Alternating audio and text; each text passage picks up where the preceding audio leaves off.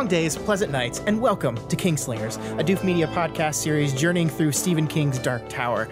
I am your host, guide, and constant reader Scott Daly, and I am joined, as always, by my co-host and constant reader in training, Matt Freeman. How's it going, Matt? You made me wait a whole week to start reading this next book, Scott. I haven't. It's been 7 days since I was able to read any Stephen King. I'm jonesing. I'm starting to lose it. I'm so sorry you had to wait a whole week between Dark Tower books. You know, I just, like I said, the last book ended perfectly. No just complaints, perfectly. but I just need to know what happens next. That's all. Yeah. So this week on the show, we are taking one final look at book 3 of The Wastelands before heading on down to Topeka and the road to the tower. This is something we do at the end of every single one of the books that we cover. We take some time to look back on the book as a whole, discuss its overall themes. And in our case, we're going to talk a little bit about a poem. And Matt, this week, we're actually joined by a very special guest on this episode. We'll be joined very shortly on the episode by Scott Wampler, managing editor of Birth, Movies, Death, and a constant reader in his own right, to talk about The Dark Tower, talk about his history with it, talk about this book specifically and the series as a whole, and talk a little bit about Stephen King. So we're going to have that great conversation, and we've technically already had it. This is one of the magic moments of podcasting where that's the past for us, but the future for everyone listening. Yeah, much like Midworld. Sure, Matt. Sure. Yeah. It was a great conversation with Scott, who is very passionate about The Dark Tower, very passionate about Stephen King. In fact, so much that he has his own Stephen King podcast that's going to be launching pretty soon. And he talks about that in the upcoming interview. So enjoy that. After that, Matt and I are going to come back magically, although it will be literally right after I say these podcasts. Anyway, we're going to come back and we're going to do our mailbag episode, answering all your burning questions from last week's episode, and then we're going to call it a day. These overview episodes are a little bit different from our normal schedule, but I do love them. I do love getting to look back at the book before we move on, taking a break, pausing to reflect on the story as a whole, especially when we get to have people on like Scott, who is a wonderful guest. Yeah, that was and will have been awesome. But before we get into all that, I just had a quick housekeeping item for everyone. We have decided to create our own Twitter account for Kingslingers. Before, we were using the Doof Media general Twitter account, but we decided we're growing big enough now to where we want our own Twitter account just for the show. So if you want to know when the episode of the show is coming out, if you want news on the show, schedule changes, just fun nonsense that we do every so often, you should follow us on Twitter at kingslingerspod. It's at kingslingerspod on Twitter. Hope to see you there. All right, so let's move right into the conversation with Scott. All right, we are here with the managing editor of birthmoviesdeath.com, Scott Wampler. Welcome to the show. Yes, I'm happy to be here. Thank you for having me. Yeah, of course, of course. We are so very excited to talk with you about the Wastelands in general. This is kind of our end of the book conversation, where we finish the book and are wanting to look back on it before we move on into the next phase of the journey to the tower. And we just thought it'd be fun to have you on, because you, I think, are a constant reader is the correct term for you, right? And constant watcher and constant consumer of all things King. I would say constant reader up until about 10 years ago, and then my position now is that I'm terrified that we will soon be living in a world without Stephen King. And so I stopped reading all of them upon release so that I have sort of a bank to draw from after the inevitable occurs, so that I can like stretch this out as long as possible. So there's a bunch in the last decade that I have not actually read, but everything up until probably about 10 years ago I've read, for sure. Cool. At least once. So before we start talking about the Dark Tower generally and the Wastelands a little more, like, how did you become a fan of Stephen King? How did you become a constant reader? I think everyone kind of has their Stephen King origin story. Sure. Well, my mother was a Stephen King reader, and I was particularly drawn to the covers on the original hardbacks, and this is like, you know, in the late 80s. Sure. They had painted covers. They were very, very attractive. You know, the cover of Misery was particularly impressive. I remember Needful Things has a painted cover. The covers for Stephen King books are sort of to the book world what movie posters are to today, where you used to have Drew Struzan, doing these amazing illustrated posters, and then they just fucking gave up and they started doing like Photoshop jobs. So that's right. Kind of what they do with a lot of stuff now. But back in the day, those covers were amazing. And so I was always aware these books were in the house, and I really liked the covers because I was a morbid fucking kid. And then eventually, my folks went out of town to Hawaii for a couple of weeks, and they left me in the care of my grandparents. And my grandmother read Eyes of the Dragon to me, and that was that. I was done. Oh wow. I was all in after that point. Like I loved that. I loved that book. And then I got in trouble in. It must have been like, I don't know, somewhere between 3rd and 5th grade for reading a copy of The Shining in school. And like at that age, I had no fucking idea what was going on in The Shining. Like I don't know. I can't absorb I can't absorb a story about child abuse and alcoholism at, 11 years old. But I knew it was scary, and I knew I was reading, and I liked doing that. And so the school called my folks, and they were like, "We caught your son reading The Shining." And my folks were like, "Well, but he's reading, right?" And my folks by that point were used to me being like a morbid little kid, and they knew that I was sort of precocious in that way. And there were certain Stephen King books they stopped me from reading at that age. I remember at one point picking up a copy of It that my mother was reading, and them reacting sort of like I'd picked up a hot iron or something. They were like, no, put that down. Probably worried that I would flip open to the sewer gangbang that's in that movie, but they, of course, or book. But my parents didn't give a shit, and they were like, well, we're just happy he's reading, and he should be reading, and, but point taken. And so then I had to read Stephen King books at home for a while, for a few grades after that. But that's kind of it. I bought the ticket and I took the ride, and I've been doing it ever since. That's so cool. I mean, I think, Eye of the Dragon is such an interesting first King book because in a lot of ways it's very different from a lot of what he writes normally. That's very, very standard fantasy type compared to what he normally writes. I think it's a book I love, though. It's the perfect entry point for like a young kid that maybe wants to get into Stephen King. I don't have kids. I have no intention of having children, but if I had one around like 8, 9, 10 years old, I would probably introduce him to Eyes of the Dragon. It's perfect. Well, there you go, Matt. All right. There you go. We'll start there. Sounds good. I actually like my wife is a teacher. She teaches, or she's a vice principal now, but she taught 5th grade. And I think last year she had a kid who was reading The Shining in her 5th grade class. And I was kind of like, I mean, my initial reaction was probably the same thing as your teacher's reaction, which was like, really? You're right. But that's so funny. I think no one called home to her parents about it, so that maybe that shows the progress we've made in the past couple decades. Well, it's softened a bit, Yeah, I mean, I would assume that kids today see way worse shit on the average day just being online than they could ever read in the Shining. So definitely. But I grew up in like the 1800s, so Yeah, definitely nobody stopped me from reading the Earth's Children books when I was in 6th grade. So I think people's standards have changed over time. Sure. Those are the porn books. There's the pornographic books, in case people aren't familiar. I'm not familiar. That's a terrible name for porn novels, I gotta tell you. They're about this woman who lives in the Pleistocene, and fill in the rest with your imagination. Wow. Okay. Mm-hmm. Sounds very Randy.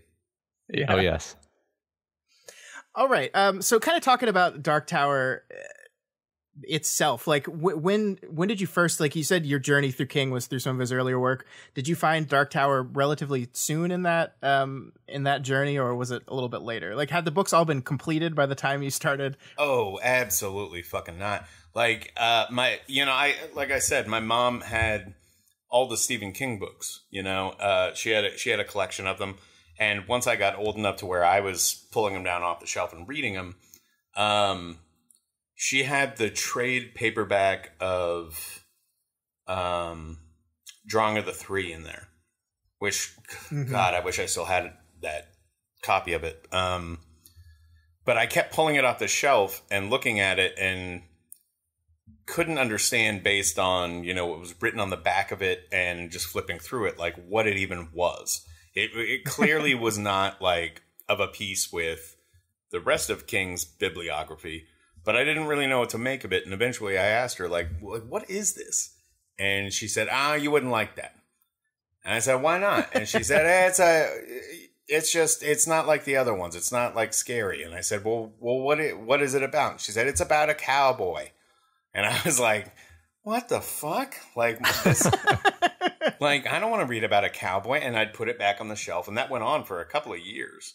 And then eventually, I got to an age where I stopped believing what my parents said. You get to like 13, 14, and so you stop listening to whatever your mom's telling you.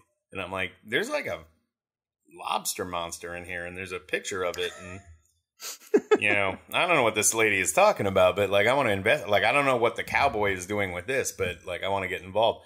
And so I looked into it, and I realized, I got to read this other one first. And the first one, I read that, and was to her credit, nothing like the other Stephen King books I'd read.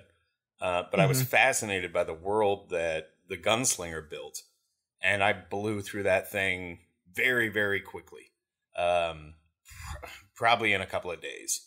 And then immediately went to that trade paperback she had for Drawing of the Three. And in my Drawing of the Three is not only maybe my favorite Dark Tower book, but I think it's like one of my top 5 favorite Stephen King books. I think it's just a flawless piece of work. Like, it's a well-oiled machine.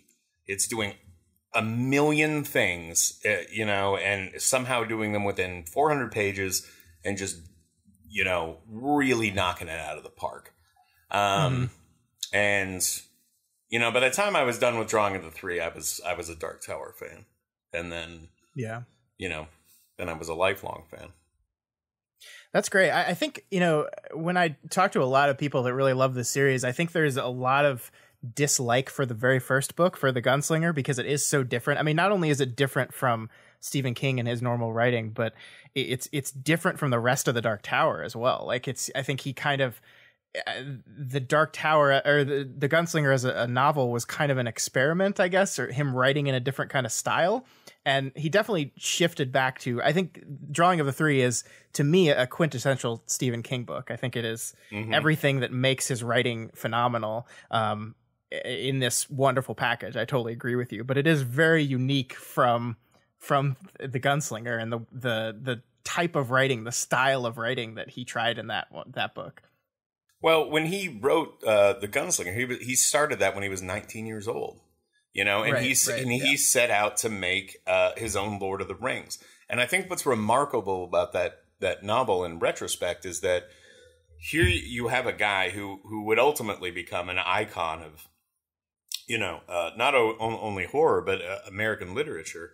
And he's 19 years old. He's setting out to write his own Lord of the Rings, which is in and of itself just an insane thing for a 19-year-old to be trying to do. But he provides a story within however many pages that book is that's self-encapsulated, and it doesn't get too ahead of itself. It sort of takes its time. Yeah. And I think that's what throws a lot of people off with Dark Tower when they read it now, is the first book is kind of slow. Not a lot happens in that book. It's mostly internal. And I think that we, as a fan base and as anyone that studies the Dark Tower or Stephen King, a thing that we undervalue a lot is the fact that he had the restraint and self-control to, at 19 years old, kick off what was his own Lord of the Rings and didn't just flood you with information. It's very much like an appetizer of a book. And that's amazing. it also does this really, rather shocking thing. I have to wonder if this is if killing Jake was something that he had in mind when he was 19, because it's such a bold thing to do in the first book of your I know a lot of people that we've talked to on our Discord were just so turned off by this choice, and there has to be a sense of trust that he's going to do something interesting with this. But at this point, after having finished the third book, we see, okay, he brought Jake back in a certain sense. He did what he could to kind of undo his mistake.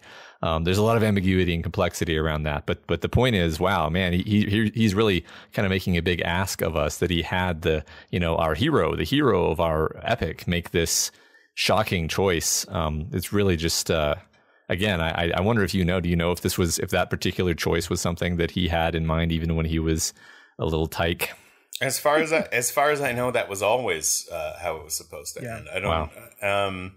And I think it's crucial to selling you being the reader on who Roland is exactly. And it's a guy who will mow down a fucking kid if he has to in order to get to what he wants. And so, right out of the gate, he's establishing what a hard case this guy is. And it's a brilliant stroke. Most people would not have ended it that way. And a funny thing, just as a very brief side note, the script for the Dark Tower movie, the very first draft of that before our cell came on, ended with Roland shooting Jake in the face and killing him. And oh my god! Yeah, it ended with Roland bursting into the Man in Black's little command center or whatever the fuck it was that he had, and Jake's in there in a machine, and he's being, he's breaking down one of the beams. That'll Matt, that'll make sense to you later. And Roland just pulls out his gun and just shoots him right in the face. And then it ends, more or less. And I read that script and was like, there's no fucking way they're filming this. And sure enough, that's not what they did with the movie. But that was the one thing I liked about that script. It had balls. Yeah.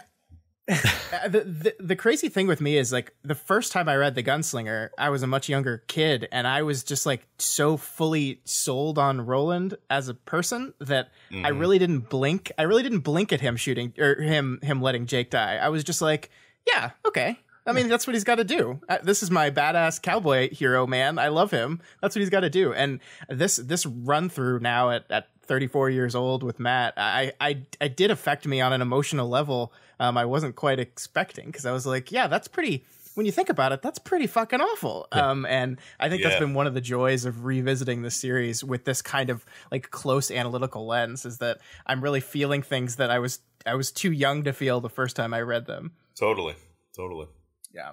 That actually, it's a great segue to this book in particular. And I love what you talked about with the pacing of the first book. And one of the things that I think is so fascinating about the series as a whole is how the mythology of the world is doled out to the reader very slowly. Really, it isn't until this book, it isn't until The Wastelands that we really understand all of the things that most people think about when they think about the Dark Tower. We learn about the Guardians. We learn about the beams. We see Ludd, and we start really learning about who these old ones are. It's not until the third book of the series. I mean, and I do think it's really interesting that he kind of holds all that back from us. If he's making his own Lord of the Rings, there's no prologue that he explains the nature of the creation of the world and what happened and what the tower is. It's very kind of nebulous, and still even so in the third book, though. Yeah, totally. It also introduces the idea of David Quick, and who is, that whole battle between Gilead and Farson, and which is the white and the black. This idea of these struggling entities. This is also the first book where you start getting a kind of a hint to what what the political leanings of this world are. And it's really interesting the way he does it. The way, if I remember correctly, the way he introduces all that is with a downed bomber plane in a field that they Yep. you know, and it's like, oh, this is one of David Quick's planes. And I don't think the name David Quick is even used like later in the series, but now I'm wondering if I'm treading on spoilers. But it's but it's fascinating. It's really fascinating how he reveals the world. Yeah, I mean, because like he's in a World War II, a Nazi World War II bomber plane. Yes. And he just kind of tosses that in there, and you're just left to be like, what? where did it come from? Yeah. Why did it come from? And these aren't questions that King really gives any answers to in this book. Like he's just kind of allowing you to ask the questions. Like we're seeing this bleed through between Midworld and our world, but we don't really understand how it's happening. Right. Yeah. That's my theory that I have sort of half jokingly maintained up to this point in the show has been that that Midworld is just the future of our Earth. And the funny thing is, I'm sort of on an intellectual level don't really think that's the case, but there's nothing that's actually contradicted that theory. And that's what's kind of crazy is we know so little about what's going on that, this could just literally be the future of our Earth. Of course, it kind of seems like it's just another dimension or something. I don't know. Don't tell me. But the point is, like, it's so vague that you can fit it with kind of wildly different interpretations. And the book is like, maybe, I don't know. So I will say that at the time that I read this book and, you know, was reading it with my friends and whatnot, I think I must have read The Wastelands when I was, I don't know, 14 or 15 or something. But that was all our theory as well. So thank God. You're not, you know, I'm not going to tell you whether or not you're on the right track. But I will say that, like, I was in the exact same headspace that you are. Sure. Well, I think he does certain things where it just sort of makes sense. Like stuff like Hey Jude being at the very front of the first book. You're like, oh, it's Hey Jude. Of course, it like why else would that be here if it wasn't just the future, right? But yeah.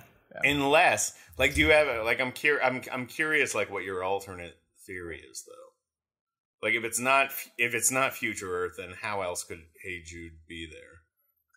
I think just in the last episode, I kind of just rambled out something about like, okay, it's another dimension and there's like bleed through or there's doorways kind of like the drawing doorways that have opened in the past and allowed through particular people that brought stories with them or brought songs with them or maybe even, you know, Bermuda Triangle stuff like what I think it was Eddie that said that. But again, it's funny because it's like, that's pretty hand wavy at this point, right? It's just like and I think that's one other fun thing he's done in this book is had Eddie as the quintessential, you know, audience insert character, just be like, I don't know, could be like the Bermuda Triangle, and like he's kind of saying what you're thinking, and then having Roland be like, maybe not really, and then you're like, well, that doesn't help, so. Well, I think you're doing great. I think you're doing great, sweetie. Yeah. Like this is you're doing great. Yeah. Cool. Part of the fun of this whole project, and I think a lot of our listeners agree with this, is kind of seeing Matt, you know, come up with these theories and kind of parse through what he should understand at this point and what he shouldn't. Oh, totally. In those parts of the show, I just like get to be quiet and not say anything and just be like, okay, that sounds, I like your reasoning there. And then we just kind of have to move on to the next item because it's really fascinating because, I mean, like, I think, Scott, it's impossible for you and I to look at this book with fresh eyes anymore. Like, I think it's just like we're so ingrained with the full scope of what this story is that seeing it from the perspective of someone who has only a slight window into that scope is just, it's really hard. So that's Matt's purpose, is to be that innocent new lamb that's learning about the story. Yeah, I know, but it's fun though. Like when you pitched me on the idea of the show, I was like, I'm fucking in a heartbeat. Like this is great because like what it reminded me of is when my wife and I started dating, she's a big reader, but was not a King fan at that point and had certainly never read any of the Dark Tower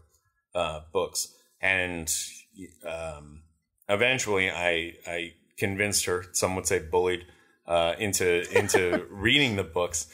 And so, like, I had sort of a similar experience where, you know, she was going through them and she would, like, pop up with a theory.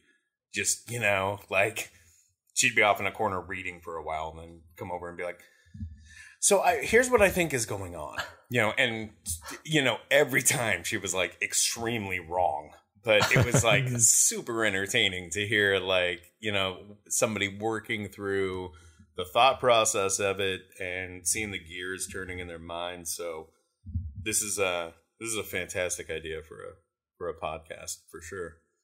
It's been really fun so far, and I think all it's doing is making me love these books even more. I think, like, you know, I think spending this much time on, like, spending 2 hours on one chapter of a book, like, just makes you appreciate all the ways in which it's doing just really clever, inventive things. And I think I've never had an appreciation. I mean, I love Stephen King and I love his books, but I've never appreciated his language more, the way he describes things, the way he uses words to paint these pictures than reading it with Matt. Because I think last week we talked about when Blaine first busts through the wall of Lud and like they see the wastelands for the first time. And King goes on like almost a 2-page explanation of what this place looks like.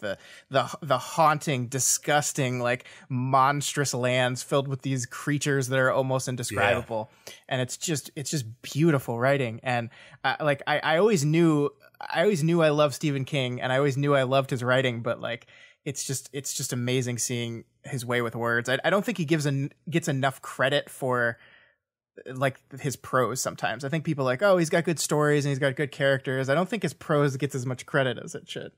Well, Stephen King, in my mind, and you know, this is a thing I've said many times before, but I look at him as kind of a Bruce Springsteen like character in terms of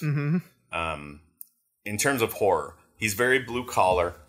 What he writes is very Americana. It's very relatable. Sure. You know, these are the reasons that he became the icon that he is. There's a universality to what he does that speaks to almost everyone, you know. And what's so enticing about The Dark Tower is that it's him just like going buck ass wild and just like coming up with like the wildest shit, and it gets wilder and wilder as it goes along. You know, it's fascinating to see. It's fascinating to see a guy who's so rooted in Americana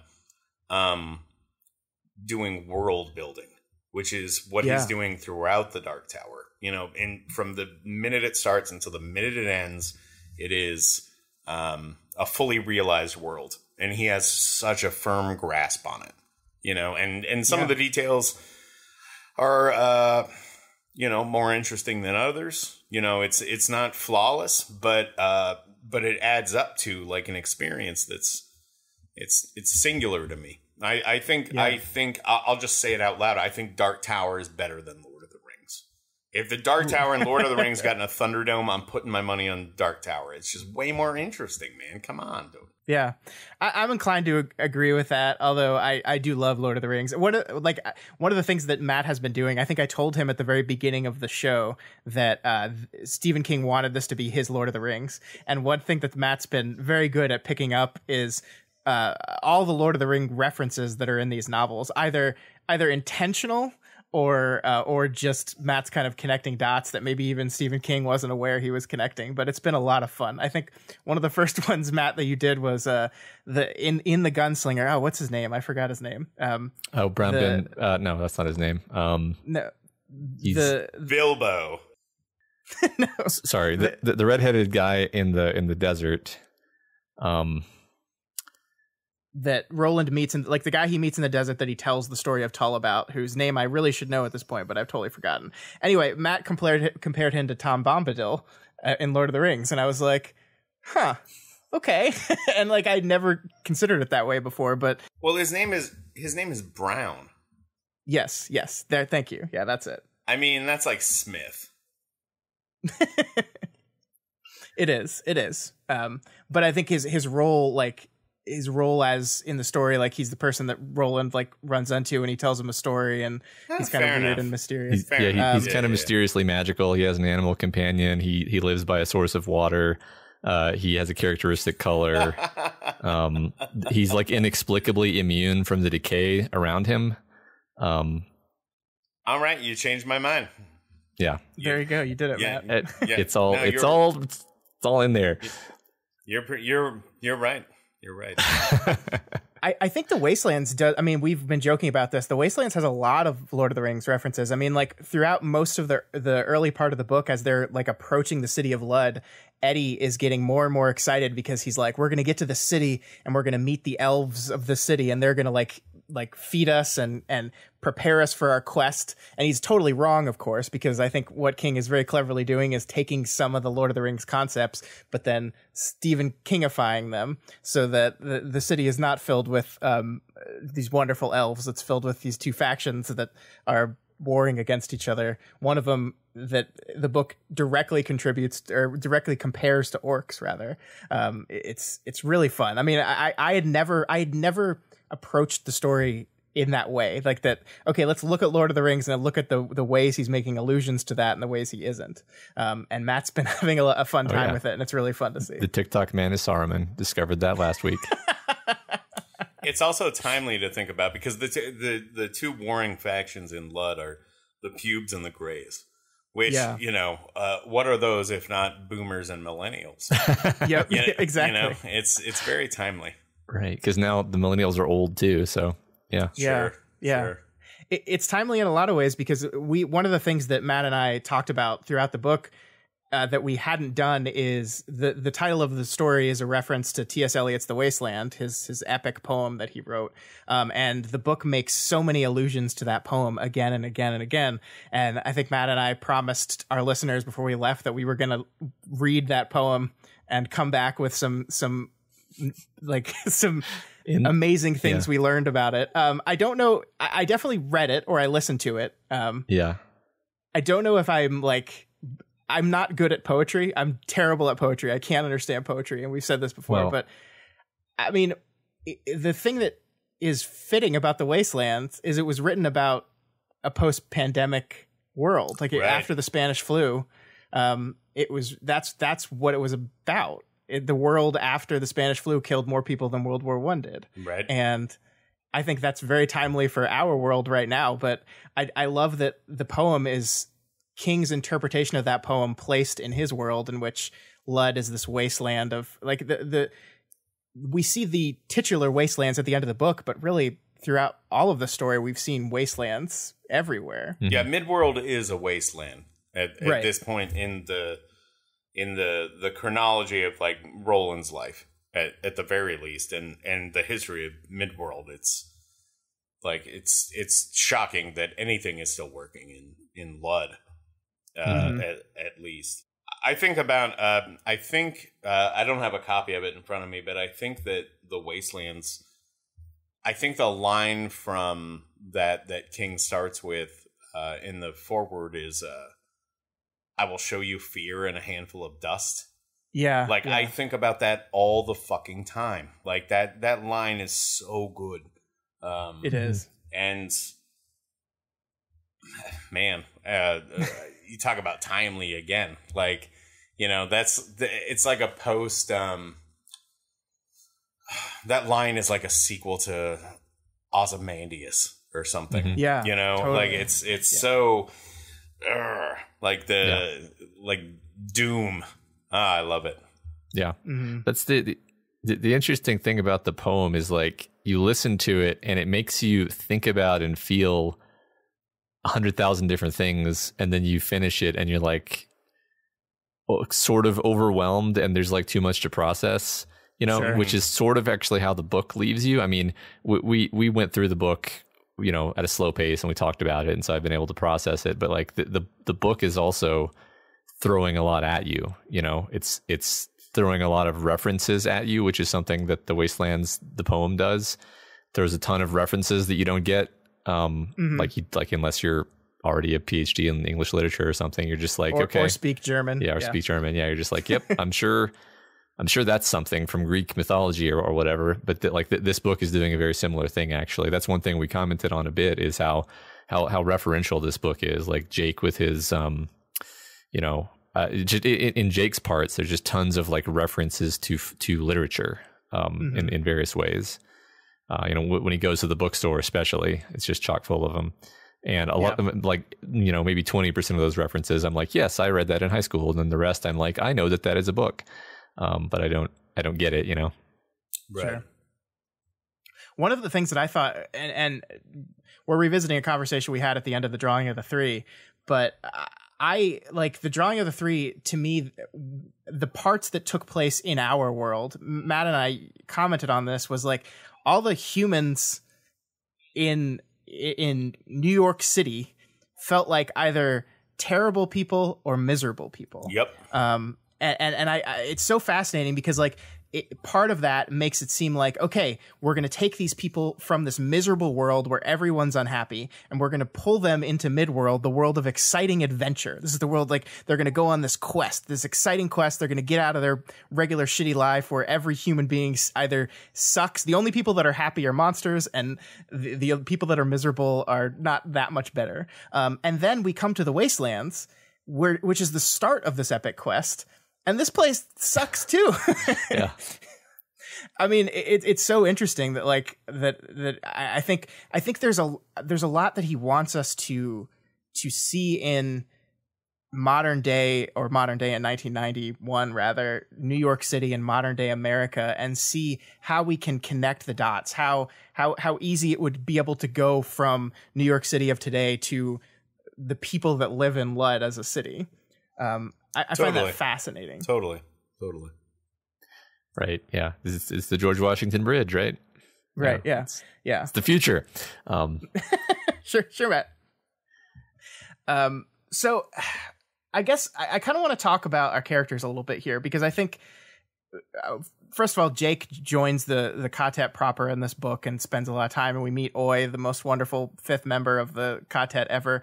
But I think Eddie Dean gets a lot of starring roles in this book in particular. And Scott, I guess wanted to kind of ask you about what do you think about Eddie Dean as a character? Do you I'm trying to think of word this in a way that's not spoilery. It's very difficult, but sure. I mean, he's introduced, like Matt said, he's supposed to be like the audience surrogate. I think he's the one that comes from the time period where this book was written. And I think the first half of this book is basically the Eddie Dean show. Like he's instrumental to getting Jake into Midworld. And what do you think of him as a character? Oh, man. My Eddie Dean is a fully realized character. That's a you didn't realize this. It's a tough and personal question for me with Eddie Dean, because I spent a good chunk of my 20s addicted to heroin, and I always sort of identified with Eddie, and King writes about addiction in such a way that is very true. He understands addiction. He understands, he was an alcoholic. He was a cokehead. He's writing just about a different flavor of addiction, but the details of addiction are dead on. Eddie Dean is very real to me. He is the most realized character in my opinion in the entire thing. I think he is sort of the audience surrogate, but I think Jake is also the audience surrogate. But I also think that that may be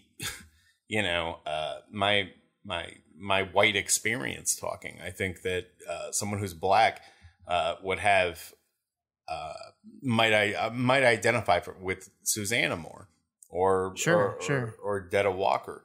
So Eddie I love as though it was a real person, and I think he's great. You know, I could write a book on Eddie Dean, but it hit very close to home with me, and especially as I got older and you know, got my life in order and all of those things. Yeah, I don't know what else to say.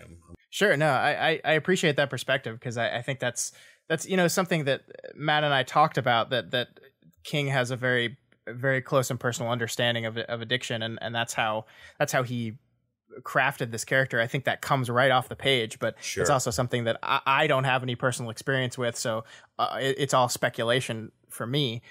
So that's really great to hear. I'm really glad that he speaks to you on that level. Well, he's a very powerful character to me as well. Yeah, well, he nails the desperation of somebody that's living that life, and sure. and the idea that, in particular, and this is something that's explored in both Drawing of the Three and I think The Wastelands, is like a guy that's kind of got his shit in order and like got it under control, but also like in the back of his head, you know, he's still got those demons, and right. Yeah. and those demons haunt Eddie through, you know, the series. Yeah. I think so for me, it's like the most personal character in the whole thing. Like I understand this guy. I understand this guy on a molecular level, and I believe in him. So I like that Eddie is sort of pushed to the forefront. I like that he's courageous when it calls for him to be so. I would hope to be. I would hope to one day be an Eddie Dean. Yeah, when he stands in the middle of that drawing circle and just kind of takes over, and like Roland is subservient to him for like the first time, and it's just like, holy shit, look how far this guy's come. Hey, he's a fucking boss, dude. Yeah. I think this is awesome, actually, because everything you just described, you know, that was beautiful, relating to him in that way. And I was just thinking, like, that's not even where I would start describing Eddie Dean. I describe him in context of his relationship with his brother, this sort of fucked up abusive relationship, and because that's kind of the wavelength that I relate to him on. Not I have no problem with my brother, but I have had problems with like mentor figures in the past. Mentor figures having that like, you know, push and pull, sort of borderline abusive, controlling thing. Like that's immediately where my head goes. So it's like, this is such a well-drawn character that he's got like multiple angles on which to reach out of the page and relate to you with. Yeah, totally. And I love that those angles tie together. Like, I think that's to me, that's a sign of a well drafted character, that like he has these different issues he's struggling through, but they all kind of relate to each other in an interesting way. I don't think King ever writes like addiction as this is the problem. It's like this is representative of another underlying issue. Like the reason why Eddie Dean struggled so much with drugs is because of this complex relationship he had with his brother. And that all kind of, it's a feedback loop that kind of feeds into each other. And he's such a complicated character. And we talked about this earlier in the book, but I love the fact that King doesn't let it go. Like you said, like he's pulled into Midworld now. His access to drugs have been removed, but all that does is expose the underlying issue. It doesn't solve his problem. Eddie Dean doesn't walk into the Wastelands a solved character. Like he's still got work to do. He's still struggling with his brother. And a lot of at least the first half of the book and some of the second half is him kind of coming to the realization that he is more than his brother made him. And I love him. I love him totally, so much. Totally. And also, you know, Eddie Dean's addiction to heroin reflects Roland's addiction to the tower. You know, they're flip sides to the same coin, and I think that, I don't know if it's in this book or a later book, and it's not a spoiler, but I think Eddie draws that parallel very clearly at some point. And yeah, he does. He calls Roland a tower junkie. Yeah, totally true. Yeah. Totally true. Yeah. You know, the body and the heart want what the body and the heart wants, you know. Right. Yeah. Yeah, I mean, I love the ways in which all of the Katet kind of reflect different aspects of Roland in interesting ways. I mean, I think Susanna is such an interesting character. Like we were introduced to her as Susanna at the very end of Drawing of the Three, like to the point where we really didn't even kind of get to see who she is as a person yet. We had seen Detta Walker, we had seen Odetta Holmes, but we hadn't really understand who Susanna Dean was yet. And I think we do. Like, Matt, would you agree with me that by the end of this book, we have a pretty good grasp on who Susanna Dean is? Yeah. I think that's true. Yeah, I mean, it's funny because that's what I was thinking going out of Drawing of the Three was, I think I literally may have made a prediction like, well, of course we're going to have to like reintroduce Susanna as a character because she's basically a new character. And the book didn't really do that. It gradually had her do things throughout the book. And then by the end, we're like, okay, yeah, now I know who she is. She showed who she was through her actions. Yeah, I think by the end of this book, yeah, she's and she is completely distinct from either Odetta or from Detta, certainly. Yeah. I like that. Just like Eddie's problem is not solved by his drawing to Midworld, Susanna's problem is not solved by her drawing and her, completion as these two sides of her coming together. Like, and we see that. Like, it's so interesting to me that Detta Walker is still around. Like, the Detta Walker still exists. She draws upon her multiple times throughout the story to help her with different things. And I think that is like a crumb that's left in the story. Another crumb that's left in the story that we haven't talked about in a few weeks, Matt, is that Susanna might be pregnant. She thinks she maybe is. We don't know yet for sure, though. Yeah, it's true. The book keeps reminding us. Yeah. Which ever since it occurred to me that it might be the demons and not Eddie's, I've just been worried and upset about this possibility instead.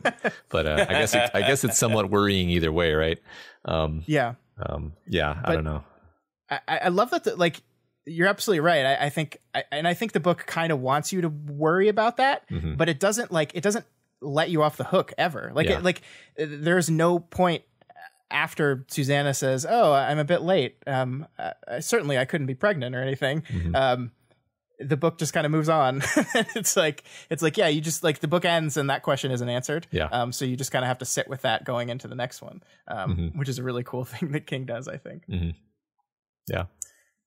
So I guess Scott, I want to talk about Jake a little bit, because I guess what your opinion of how Jake reflects King and what he's trying to do with the story, because I mean, like we said, the killing of Jake at the end of The Gunslinger was like a momentous occasion. And a lot of this book, I think, sets out to allow Roland to fix that mistake in certain ways.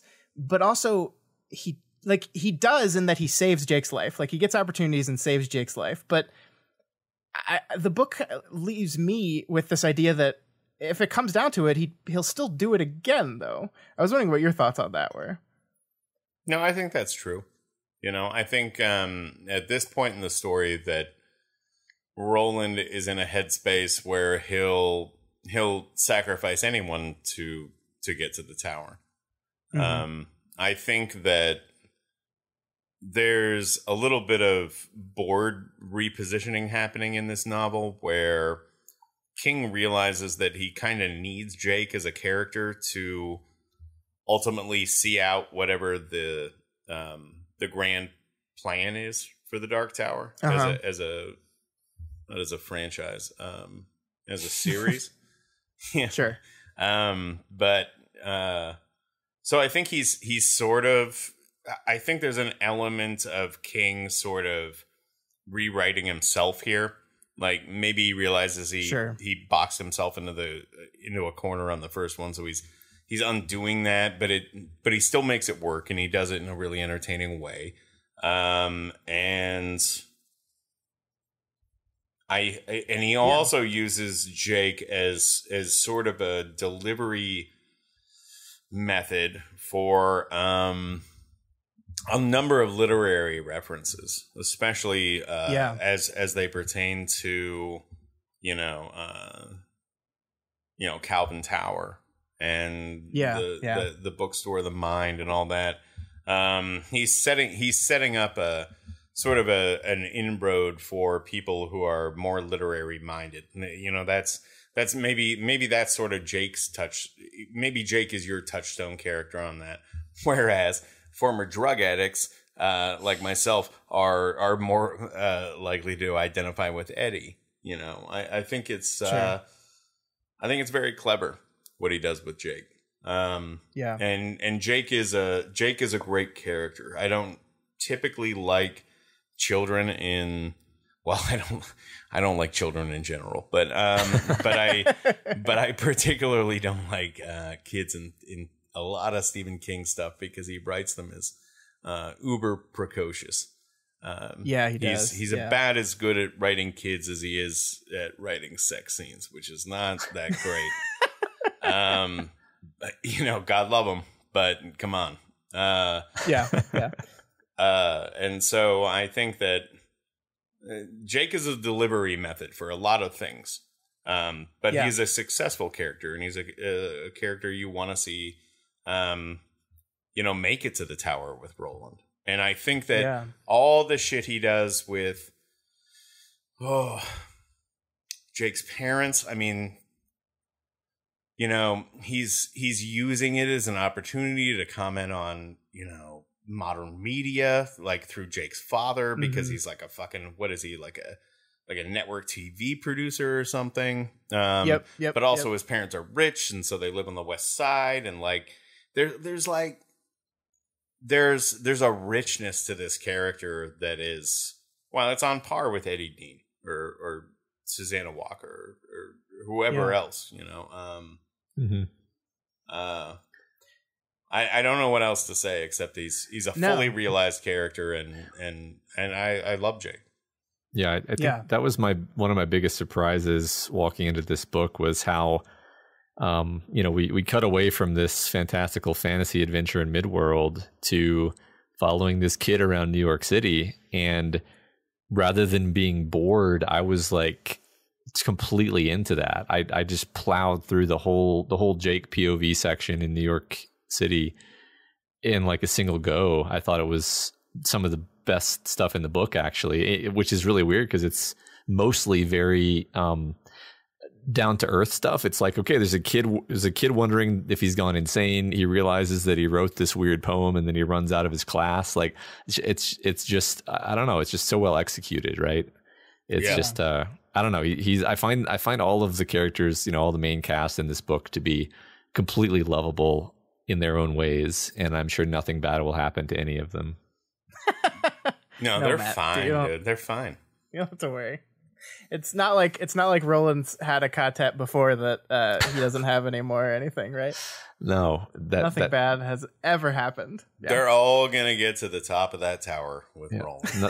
Nothing bad ever happens in Stephen King books. Also, no, definitely not. Especially to kid characters, right? I agree with that. I mean, I really, Jake is I think you're right that I'm trying to think of the way to word this. He's not like, he's definitely a kid, and he comes off as a kid in the writing, but it's not in like an infantilizing kind of way. Like he is one of the most knowledgeable characters in the story because he's been equipped with all this knowledge. Like I really loved all the sections in Lud where Jake is just like kind of knowing what's going to happen. He's like he's interacting with Blaine and just like annoyed because he's read all about Blaine. He has his Charlie and the Choo Choo book. He knows all this stuff already, and everyone else is catching up to his view of Blaine because he's already got it.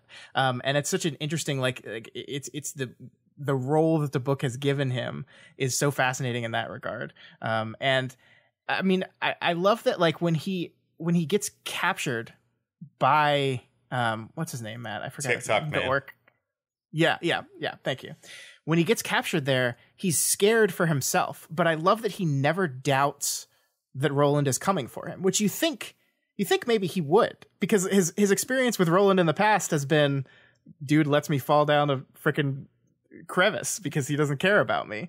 But I like the moment where he's drawn into Midworld and Roland gives him this promise, this like, I'm never going to leave you again. I'll never do it again. No matter what happens, I'll never do it again. Like there's no, I think, Matt, one of the things you pointed out very early is that there's very little intra-tet conflict in this book.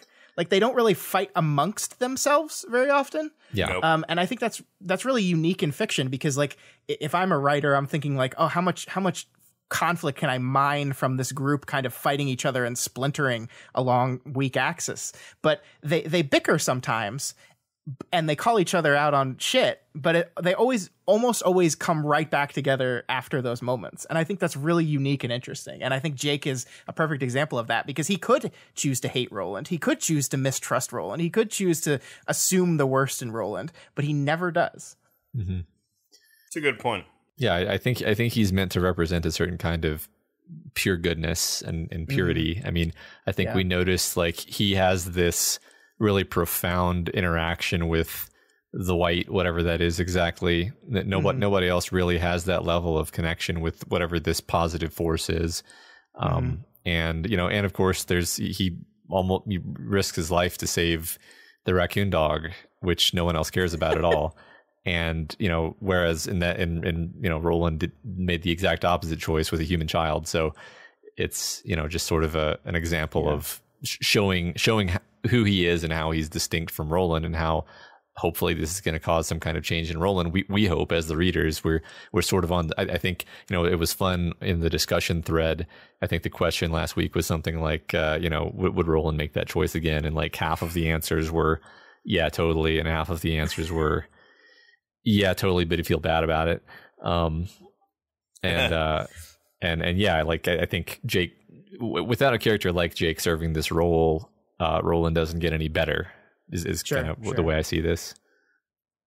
Yeah, Scott, how do you feel about the raccoon dog? How do you feel about Oi? Do you like Oi as a character? I like Oi. A funny thing about Oi is that I read through these books, I don't know how many times, but it was only on my last reread. And I read like about once a year, I'll reread through the entire series. Nice. And the last time I read through, I picked up on the fact that Oi's voice is the sound of a British footballer. Uh-huh. Like he has like a fucking, he has a British accent, know? Yeah. And like a guttural one, like, oi, Roy. Yeah. And I had not, like, somehow, I have no idea how I got this far, like, after half a dozen rereads, like, that's what that thing sounded like. And that's very funny to me. I said the exact same thing. I didn't realize it until Matt did the voice for Oi. And the only reason Matt got it right is because he's listening to the audiobook, and the audiobook does the accent right. Well, that's cheating. The audiobook does everything perfectly, by the way. It's so delightful. Who's reading this one? Oh, I think it's the same guy, right, Matt? I'm pulling it up. Yeah, right the same now. Guy, I believe, does all of them. And is it the same guy that does Wizard and Glass? I hope so. I don't know. Like, I don't know that dude's name off the top of my head. I'm pulling it up on Audible right now because I have them. I just haven't listened to them lately. It doesn't say. Shoot, no. Frank Muller. I think that's the guy that did Wizard and Glass too. He's great. Oh yeah, no, I love him. It's so nice. It's so good. I'm so glad this exists. Strong recommend. I had never put in my head the really like Brooklyn accent that Eddie Dean has, and so when Matt reads the sections, we pull little sections or little quotes from it that we're talking about, and Matt will do an Eddie Dean, as he did to you. He did at the very beginning of this conversation. He did like an Eddie Dean like New York accent impression, and it's just delightful because my mind doesn't read that, but it's there. I mean, he says it in the book. Yeah. Totally. He'll sort of read Eddie's like internal narration in the same accent, but like halfway. It's delightful. So one more thing I wanted to talk about. We've kind of hinted on the politics of this book, but I actually like in this weird confluence of events, I was listening to a podcast called Unspooled, and they were talking about the year 1990 because they were doing an episode on Goodfellas, and they mentioned that the American with Disabilities Act came out in 1990, and as part of protesting how long it was taking that act to pass, a bunch of differently abled people like rolled up to the Congress building, the Capitol, and climbed the stairs without their wheelchairs, just like Susanna Dean does at the Cradle of Lud in this book. And this was written a year after that, and I just can't, like, there's no way in my mind that Stephen King didn't grab onto that reference and put it here into his book. Like, he's a guy that's so active and involved in politics, and he had to have been knowingly placing this image into his story. And I just love that about him. It's pretty cool. Yeah. So I don't know if that's like a discussion topic, but it's just something I really thought was cool, because I think, and I don't know if you've ever experienced this, Scott, on the internet. We did an advertisement for this show on Facebook, and what we got in response to our advertisement for the show was a lot of people on Facebook talking about how they used to love Stephen King, but now he started in his old age talking about politics, and now they hate him because he doesn't like the president. To which I was always like, did you read his other books? It's a really fascinating thing. I'm sorry. All I can think about right now is the scene in Dark Phoenix where Dark Phoenix makes Charles Xavier go up the staircase out of his wheelchair. And it's like James McAvoy is doing like the Ministry of Silly Walks up the staircase. I didn't hear anything that you said after about 45 seconds ago, because I just got that in my head and was like, fuck, that was awful. Like we should not do that again. But yes, I agree with. No, I don't agree with that. Yeah. Like, I don't. Which part don't you agree? I don't know. I don't give a shit. Like, fucking.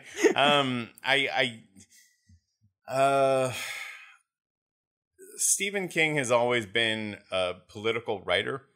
Yeah, always. You know, I mean, I know this. I've been doing a lot of literally everything. There, you can find a line that sort of tells you what his politics are. Early on, sure. He had sort of that white man's ear for, what was or was not appropriate to say. So he says some like really unpolitically correct shit. Like we were doing an episode of the show the other day about the Running Man, and there's a line in that book where he describes somebody as looking Chinese with disappointment, which is like, holy fuck, dude. Like, wow. Like that's a really creative. I know, it's evocative. Yeah, you know what he's saying, but also you're like, Jesus Christ, dude. I think that's. I've met Stephen King. I've studied Stephen King my whole life. I don't think there's a racist bone in that guy's body. I think that at a certain time and place that, he had his own attitudes about race and, people with disabilities and all of that. But also, I would argue that he has shown growth and that he is a compassionate human being. Yeah. I mean, to me, that scene that I was referencing with Detta Walker climbing up the stairs of the Cradle of Lud, like, is him expressing solidarity with those people. I mean, I think that's why he's referencing. Sorry, with differently abled people. Apologies, but yeah, I mean, I think a couple times in the course of these first three books, Matt and I have kind of gotten to parts of these books that haven't aged that well. And we've kind of just been like, oh yeah, this hasn't aged that well, especially looking at it back from 2020. But that's always going to happen, right? Yeah, there's going to be some of that with everything. That's the right. Sure. People that have been around as long as I have, and I think you guys have. Even if you guys are like 20, I think this. It's attitudes change.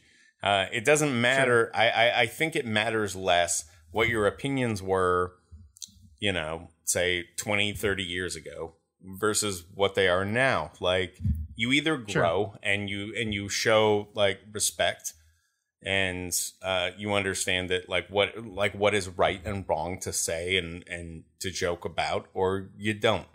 And I think you can go to anybody, like in the year 2020, I think you could go back to virtually anyone that's producing creative content, you know, be it a writer or a musician or a filmmaker or whatever, and you can find something that's just like tin-eared and, you know, unacceptable now. Yeah. But, you know, we can't judge people. I don't think you should judge most people on, you know, what was appropriate at that time. Right.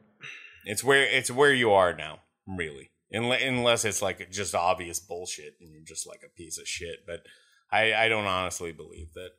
Sure. Yeah, we have a book club where we do, you know, a book club once a month. They're on YouTube, and like we've done like 30 books for this thing, or something in the range of 30, I think. I tried to count just now; it was difficult. But the point is, like, all of these books, I was going through them and kind of thinking about each of them as we were talking just now. And I was like, yeah, each of these is a product of its time, and each of these you can pretty well guess the author's politics, almost regardless of what the book is or what it's about. So the idea that like you're going to have an author who their politics doesn't get into their works, I've never seen it. Right. And yeah, like obviously something that came out 30 years ago, it's going to sound off sometimes. And you know, that's just part of the deal. In 100 years, it's going to sound even worse. You just kind of have to accept that. Right. Totally. Yeah. I didn't intend to pivot us into that kind of conversation, because I think all three of us agree on that front. But I do totally agree with you. I mean, everything I've read about these books shows me who Stephen King is politically, what he believes in, and even I think his heart's in the right place is definitely a true statement. So 100% agree with that. The thing I would like to talk about before we wrap this up is let's do it. The fact that the Wastelands happened, and then there was a 6-year gap. Right. Until Wizard and Glass, which was infuriating at the time. I cannot even express to you how mad I was. I wrote Stephen King a letter, mad about it when I was a kid. You know, I was like, when the fuck? Like, what is going on? Like, sir, write me another Dark Tower book.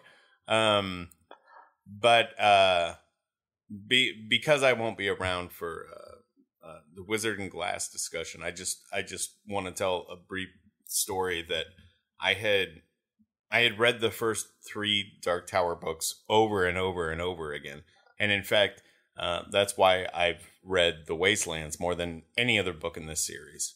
It was the newest one, and it was the one that it felt the most modern. But I remember reading that. I read that book. I read The Wastelands probably more than any other book that I've ever read. I probably read that book 10 times. Wow. And when I was in high school, I got shipped off to military school because I was a problem kid, and we were allowed to go into town on the weekends, under supervision or under, you know, specific circumstances. Anyway, my parents came down one weekend, and we went to the mall, and then we walked into the bookstore, and this would have been 96 or 97, I guess. And I had no idea, you know, this was like pre-internet, you know, so you weren't getting information, you know, unless you could really seek it out. And I was locked away. And so I walked into a B. Dalton's bookstore in some podunk mall in the south of Texas, and there was a copy of Wizard and Glass on the counter. And I wish to God I had, to this day, like video of what my reaction was. I melted the fuck down in the middle of this bookstore, like, oh my God, there's a 4th one? Like, the build up, it had been 6 years, You know, we waited sometimes 2 years in between seasons of The Sopranos, and that was too much. You know, never mind 6 years. Like, fuck you. Who does that? I was so mad. And there it was, like, sitting in front of me. And to this day, one of the best days of my life. That's awesome. The relief that washed over me was just incredible. So, Matt, I just want to tell you to fuck yourself, because you're going to get to go right into Wizardinglass whenever you want, when the rest of us had to wait over half a decade to read this thing. I'm gonna go ahead and recommend you not listen to the last episode of this show. Yeah, last week's episode, I was talking about how the ending of book 3 kind of drove people crazy, because it's a big cliffhanger. And Matt Blase is just like, well, I loved it. It's perfect. And I was like, that's because you're going to get to read the next part in 2 weeks. Well, how do you think it's going to resolve itself? Like, what's your prediction? See, I know there's got to be something clever, right? And the only question for me is it something clever that I can figure out using the setup that King has provided us? Like, we've got the riddle book with the riddles in it. We've got a few specific riddles that the Katat has told each other.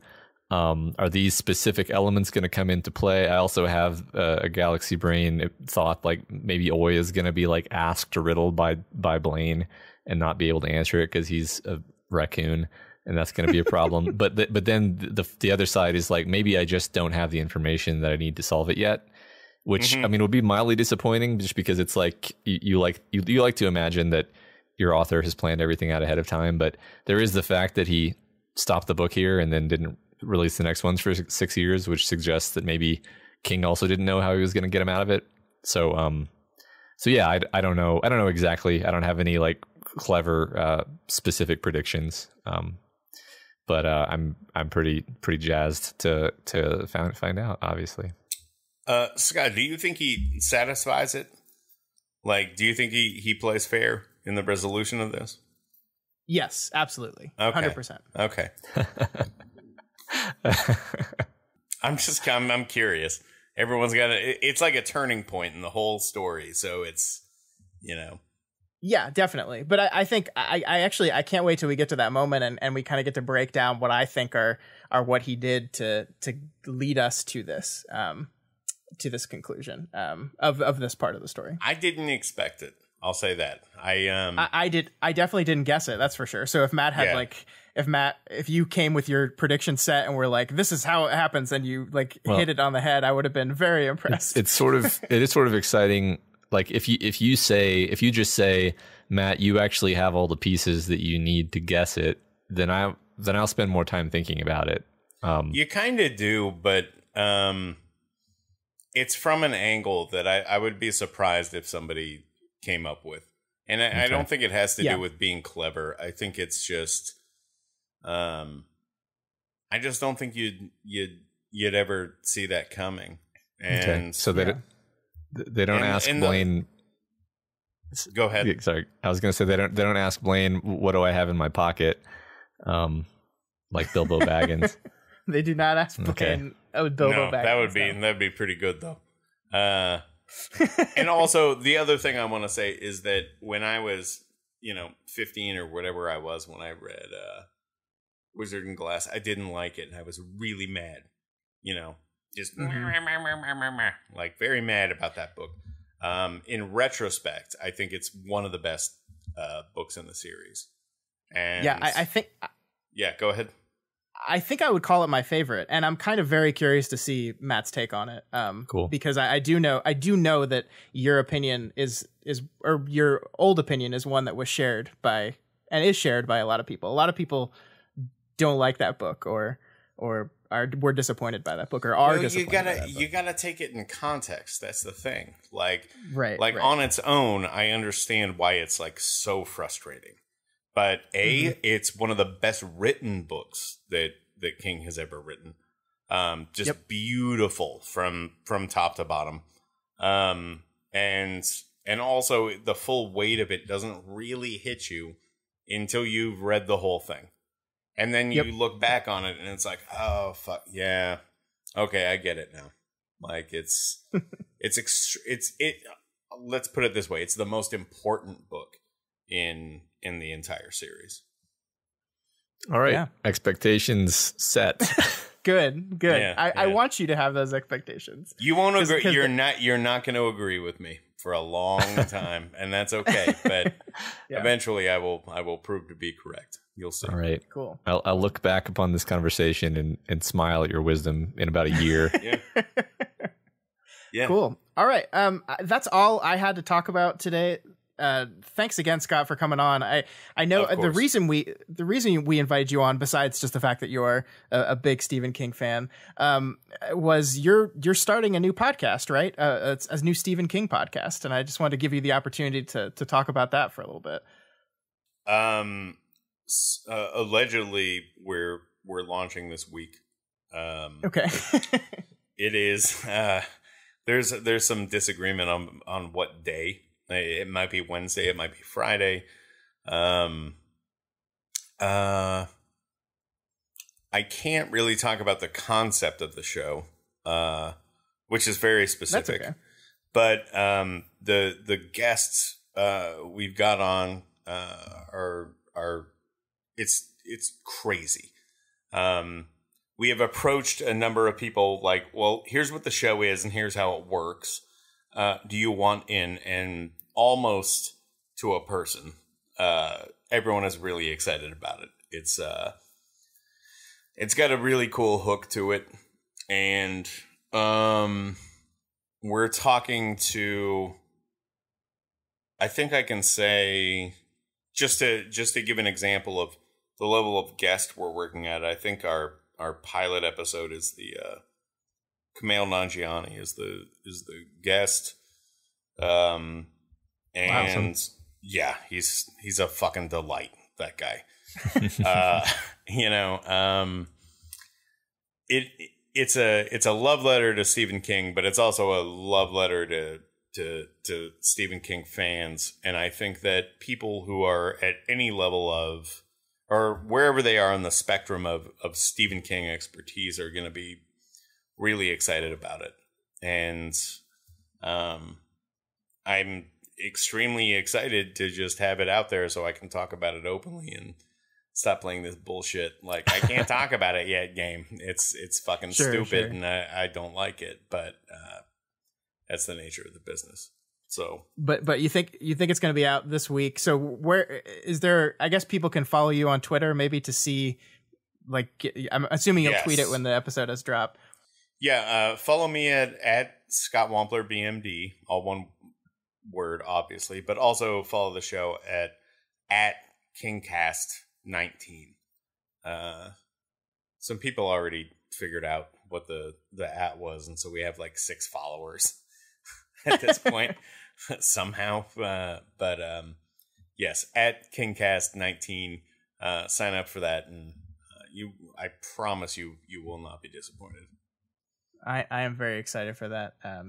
That sounds right up my alley. So you definitely have a listener right here. So and hopefully, I think everyone listening to the show, I think that's probably a show that you guys want to listen to as well, because if you're at all interested in The Dark Tower, then you're interested in Stephen King, then you're going to want to hear this. I don't even know the full concept yet, and I want to hear it. So yeah, and we have a how do I put it? We have a Dark Tower centric episode that will be along very shortly after we launch, which contains information that no one else has, with an interview with somebody that no one else has talked to, and it will melt your fucking brain if you're into the Dark Tower. Gosh. Awesome. Everyone should be very excited then. That's great. And of course, you are the managing editor at birthmoviesdeath.com, who just had a pretty big couple weeks, right? It's been a crazy time for y'all. Yeah, it's been yeah, it's been a while. I have nothing to add to that. It's just been sure. It's been a real roller coaster. Yeah, but you can go to birthmoviesdeath.com, and that's where you'll see Scott's writing and a bunch of other wonderful writing about movies, TV, books, just about anything. Yes. Yeah, our mission statement is to be a movie blog that is more entertaining than the other ones you might read. I have friends at Slash Film and Collider and what have you. We are more prone to talk some shit. That's sort of how we get by. So please come watch us make fun of Hollywood. That's great. Well, thanks again, Scott. We really do appreciate this. It was really great sitting down and talking with you for a little over an hour about Dark Tower. Can't wait to listen to your show. I'm very excited for it. For sure. And, good luck. Too. Good luck with podcasting. It's fun. Thank you. It feels good.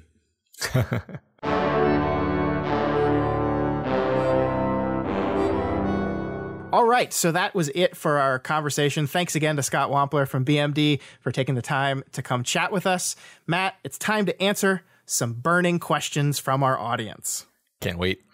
Yeah, so we've got a few questions here. We're going to go through them one by one, and we'll try to answer them as best as possible. I think some of these we might have touched on in the conversation already, but we'll rehash those conversations.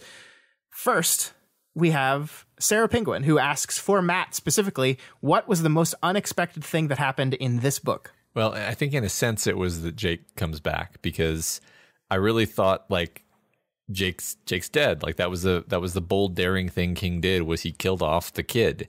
And so for him to bring Jake back, I was like, oh, okay, so we're not going that way, but okay, we're not exactly undoing it precisely either. It's complicated.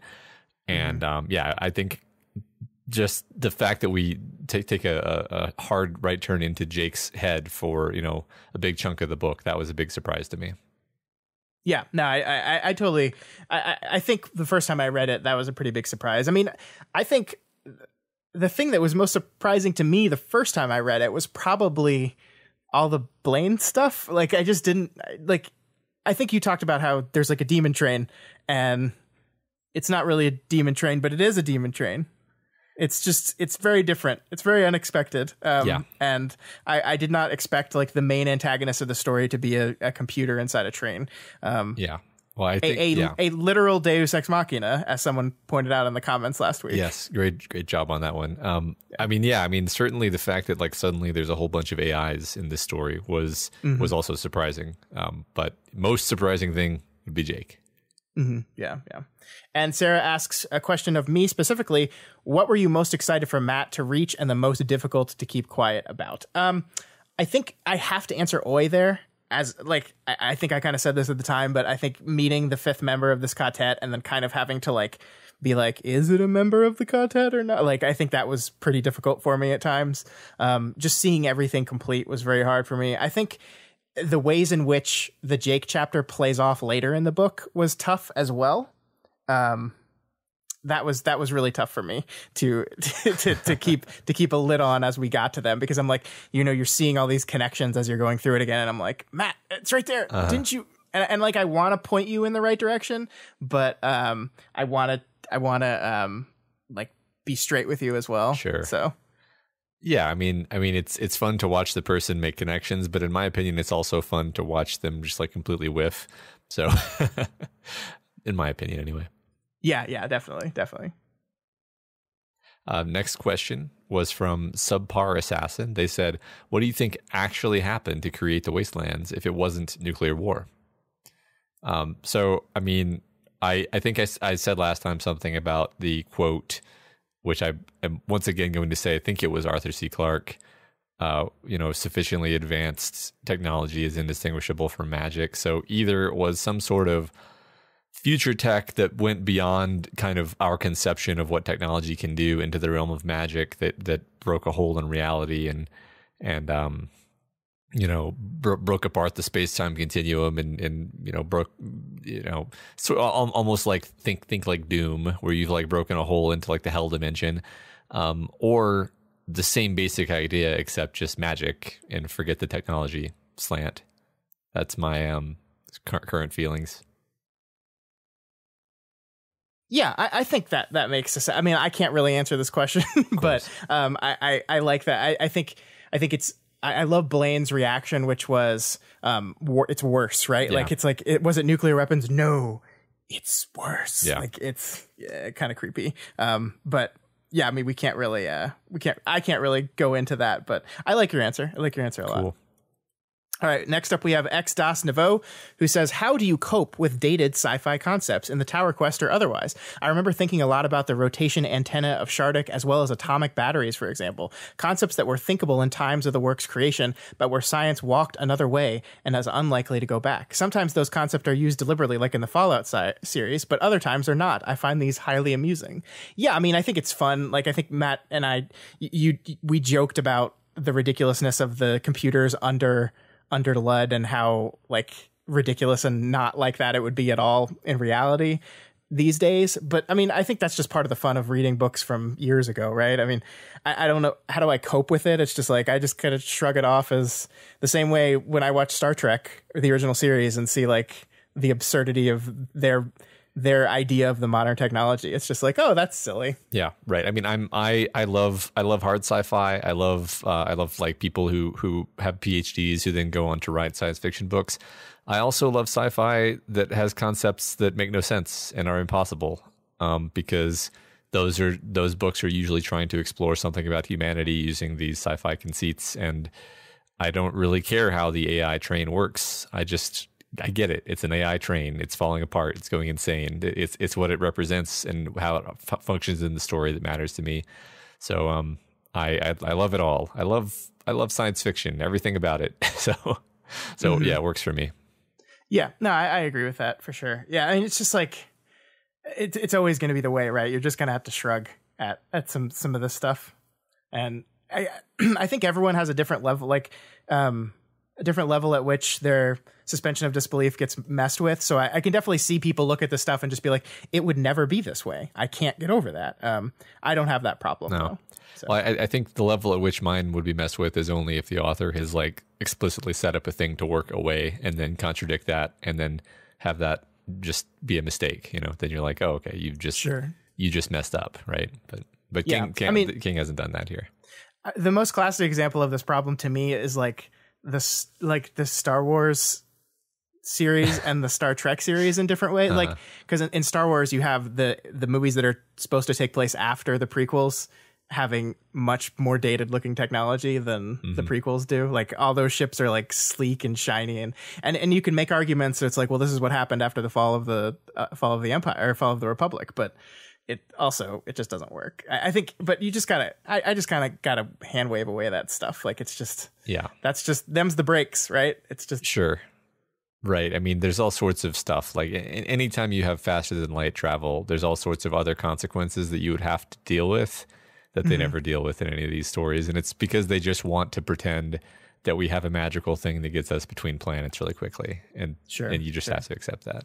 Yeah. Yeah. I mean, wasn't the entire point of the why can't I remember the name of in Star Trek, the thing that lets you go down to the planet? I've been watching Star Trek. Yeah. Thank you. Transporter. Oh my God. The entire point of the transporter was originally just, we don't have enough money and we need to get them to the planet really quick. So let's just teleport them to the planet. Yeah. And like, it's just solving problems. Yeah. But, makes sense. I think, yeah, you just gotta be able to work through that stuff. It's never really bothered me. I don't know if that's a satisfying answer, that it's never bothered me, but it's never bothered me. There may have been times when, like, maybe when I was getting into hard sci-fi, I started to get really picky about things, but if that happened, it didn't last long. So, sure. Megafire7 says, I touched on this in my comment last week, but King only just seems to have introduced an actual main antagonist. Why do you think he waited so long? What does that do for the book series? I mean, what's interesting here is I don't know if you're referring to the TikTok man or the Ageless Stranger, and the Ageless Stranger is supposed to be the same person as Walter O'Dim. So I don't know how to interpret this actually, but it is interesting, right? Because it's to me, regardless, either way, the story is about the Katet, right? It's sure. And really, if we're talking Lord of the Rings, like we don't introduce Sauron literally ever. We never introduce Sauron. He's in the distance. He's a distant, dark presence, right? Saruman, sort of more of an immediate presence, but Not even that much, though. Yeah, even him, not so much. Shows up a couple times, maybe.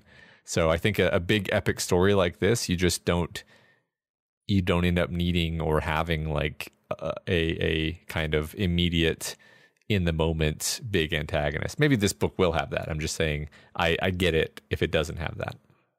Yeah, I agree with that, and I think what Megafire is referring to there is the Age of Stranger. It's very interesting because he's basically, if he is Martin, the Man in Black, as King says in his afterword, he basically is the main protagonist for the first book, goes away for an entire book, for 2 entire books, and then comes back at the end of the third, right? And I think the reason for this is actually like pretty clever, because it means the antagonist gets out of the way of defining your characters, right? Like when we look back on The Drawing of the Three, that is a book whose purpose is to identify our characters, to establish them, to define them, and their conflict is all internal. It is not external. There is no force against them really working to stop them from accomplishing their goals. It is everything that's inside of them. And I think even as we move into the Wastelands, that's still kind of true. There's a lot more external conflict in the Wastelands, but it is not like a central, like big overarching antagonist until we get to the end. So we've formed our quartet. We've established who they are. We've defined who they are. We've given Roland the chance to undo the mistake he made at the end of the first book.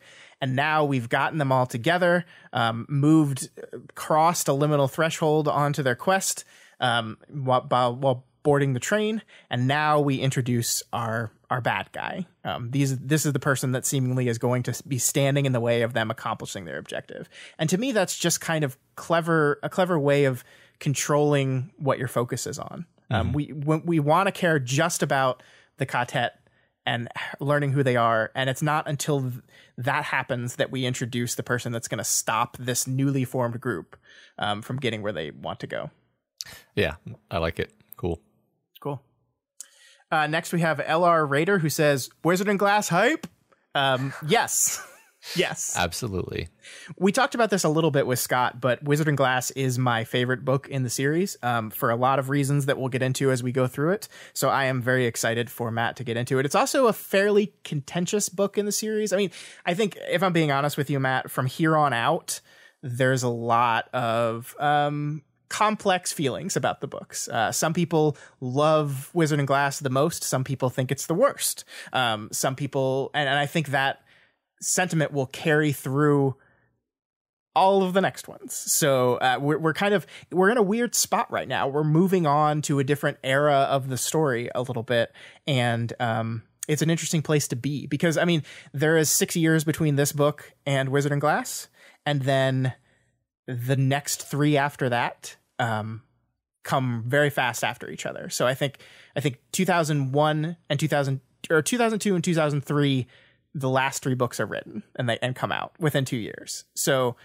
we're at a very interesting moment in our quest to the tower, and I am very curious to see what side of this whole thing you land on with each and every one of these books we get through. Yeah, I mean, I don't know any of the extra textual information really about why he took this break or anything, but it does seem like if you take a 6-year break between writing things, you're going to have maybe different things you want to say after that break. So sure, I'm just sort of expecting there to be some differences between the first, well, not half, the first chunk and the latter chunk.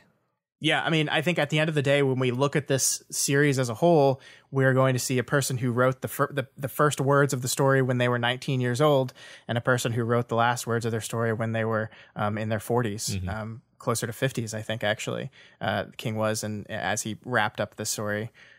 So you're going to be a different person. Yeah. You're going to think about different things, and you're going to look at the world differently. And I kind of preface this book with you about this idea that I think this is a story that is, as much as it's about Roland and his quest for the tower, it is the story of an author and his quest to understand his craft. And I think that's going to be one of the more interesting things to talk about as we get to these later parts, for sure. Cool.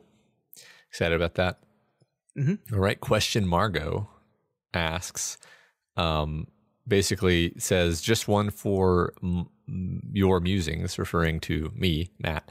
How do you think our Tet will resolve the pickle they're in? You know, having to outriddle a super smart AI train and all. So basically, yeah, I mean, I kind of tried to answer this during the discussion with Scott Wampler just a minute ago. I now have the knowledge that I maybe sort of have the clues I need to solve it, but I've also been told that it's tricky. So I'm like, okay, well, I sort of know the solution, but it's probably not going to be something obvious like, oh, they have the riddle in their book. Like I'm imagining some kind of like outside the box surprising thing, like Roland uses the fact that he can summon doorways to just summon a doorway and jump off the train suddenly or something. That laugh is not a "you're wrong" laugh. I just want you to know that. That's so I'm right. Okay. No, that's not what I okay. said. All right. I did just pull that out of my ass. So anyway, I don't know. I don't know. I'm excited to find out. Yep. I am excited for you to find out as well and to talk about it. All right, next we have Xenomorphin, who says, for Matt, Roland has done a wonderful job of turning those he has drawn into tower junkies. Do you believe there is anything that could cause one or more of our Tet to swear off the tower? If so, who is most likely to give up, and what could prompt it? Susanna doesn't seem that bought in, really. I mean, yeah, I think she's almost, you can almost describe her as being like academically interested. Like she hasn't had, we talked about this, she hasn't had these sort of like religious experiences like Eddie has had and like Jake has had. She's curious about it. She may be the one of them who more than any of the others understands like the darkness of the world and maybe thus the need to do something about that. And if the tower offers a way to fix what's wrong with the world, then maybe that would be the thing that buys her in. But right now she doesn't seem nearly as bought in as the others. And as for what could prompt it, I mean, if she's faced with the sort of situation that Roland was faced with, you know, sacrificing a child, I don't feel like Susanna would do that right now. I don't feel like, I feel like Eddie might, which is sort of a horrible thing to say, but it's true. I don't, sure. And like Jake certainly would not. Jake has demonstrated that he would not that he would not sacrifice anyone for the tower. And, so I mean, maybe the answer should be Jake if I want to kind of twist it around that way. But yeah, I can see either Jake or Susanna being the ones who might, you know, give up if given the choice to. Oh, that's so cool. I like that. I like that answer. That's cool. All right. Xenomorphin also asks me a question. Is there a specific thing from the upcoming novels that I fear Matt's reaction to? If possible, point to a book chapter number to avoid spoilers so we can look back when we get Matt's reaction to it. Yeah, I mean, there's a lot. Like I said a minute ago, we're moving into territory in which these books are a little more contentious, at least in people's reactions to them.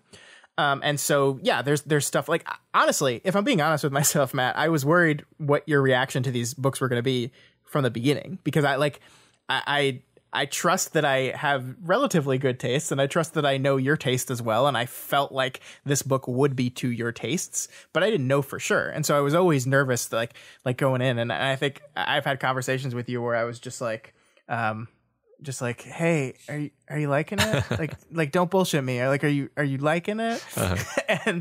and you've always been like, oh yeah, no, I'm loving it. And I can tell you're telling the truth. Yeah. But yeah, I mean, I think Wolves and Song of Susanna are books. See, I don't want to. Can I just say everything? Like, here's what I'll say. Okay, here's the things. The main conceit of Wizard and Glass, I am very not worried, but interested to see your reaction to it. Where the book goes with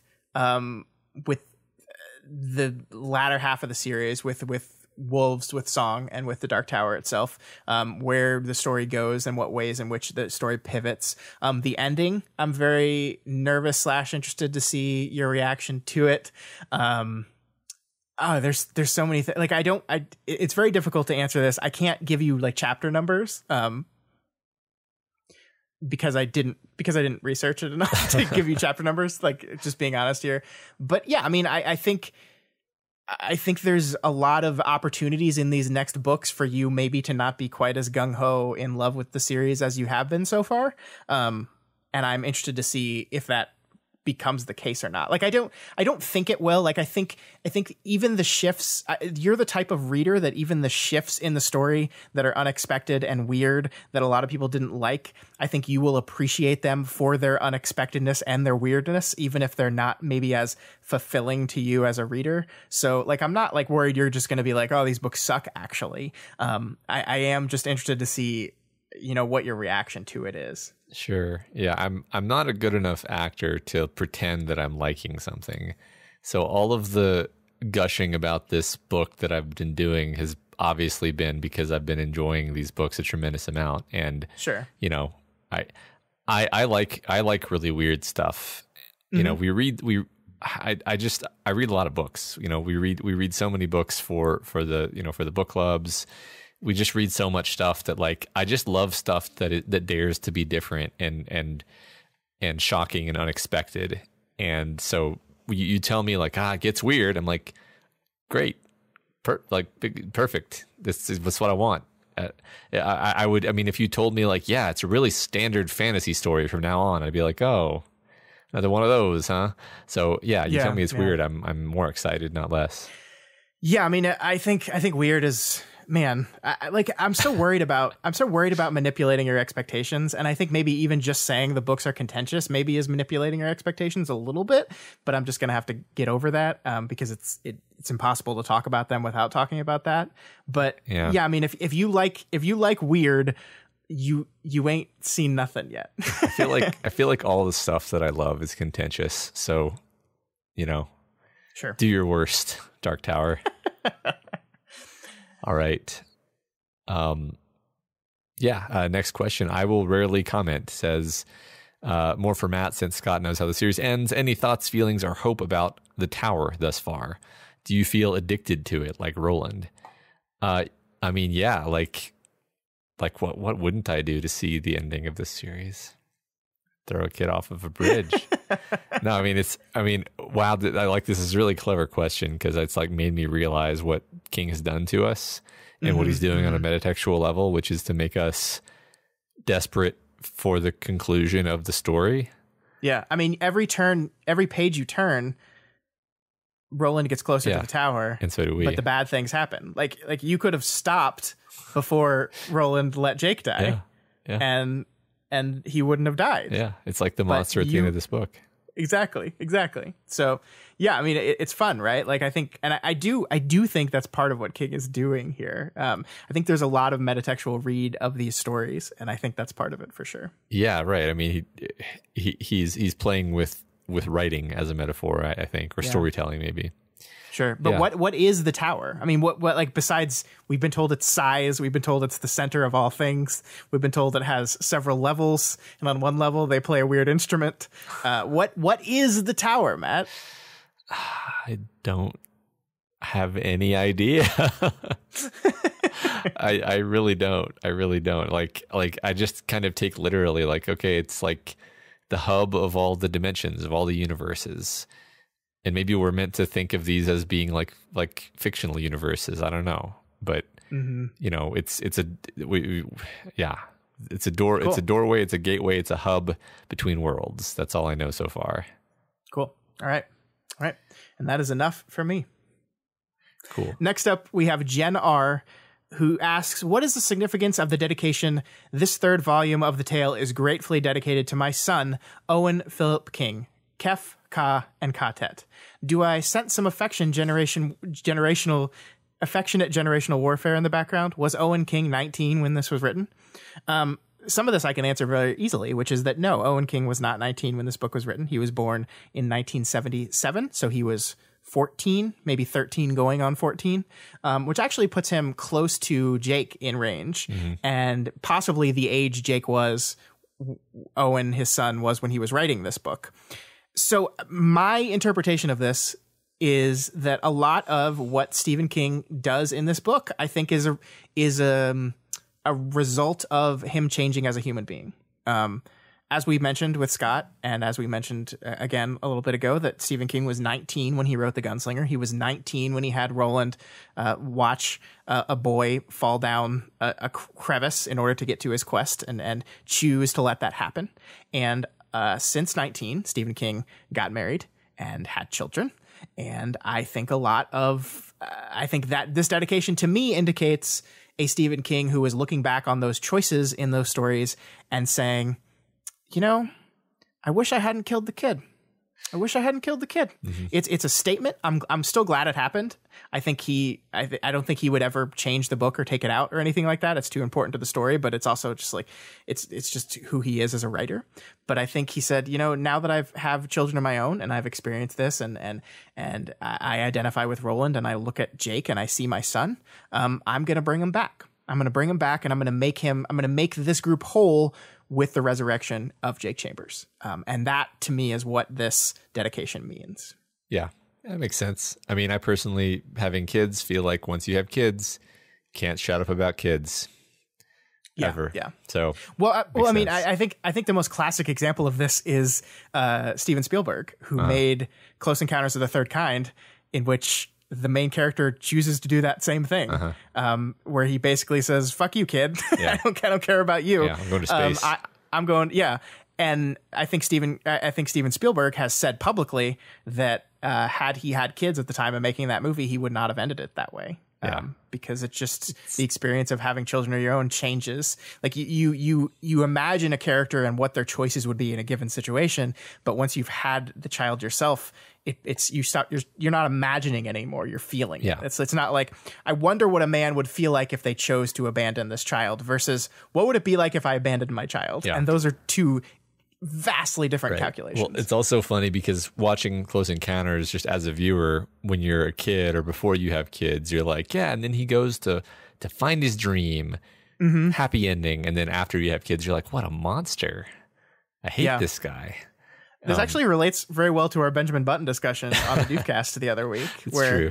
I wonder if my lighter take on that story was because I do not have children yet. And while I can appreciate the idea that he abandoned his children for reasons, I think it's a much more personal and impactful choice for you, the person who has children. I mean, yeah, once you have access to a certain emotional color, it paints everything. But that's, I mean, I didn't note consciously that was the dedication, but I think that it's got something to do with this whole Jake character for sure. Yeah.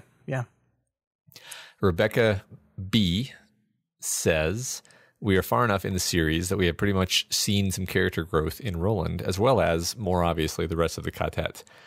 Considering the struggles they have faced together and how their journeys have sculpted how they operate as a group and individually, here's my question. Do you think Roland's idea of Ka has evolved at all? From the first book, where everything relied on Ka, to this book, where he doggedly works to keep his tet together and hardly mentions Ka at all. Do you think he still feels as driven by this force as heavily as he had in previous books? Why or why not? This is a really interesting question. I like this a lot. Yeah, he certainly thinks about it less. It's like other characters have commented that he's kind of like the old Roland, the Roland who we literally never met because he was already this hardened shell of a person by the beginning of The Gunslinger, is starting to come out. And consequently, I think he thinks less and less about Ka and more about the people around him. And, he is actually way more of a empathetic and human person than he really seemed in The Gunslinger. And has his thinking evolved? I don't know if it's evolved so much as he doesn't feel like he's under its thumb right now. I don't know. Sure. I'm sort of struggling in real time to do you have anything on this, Scott?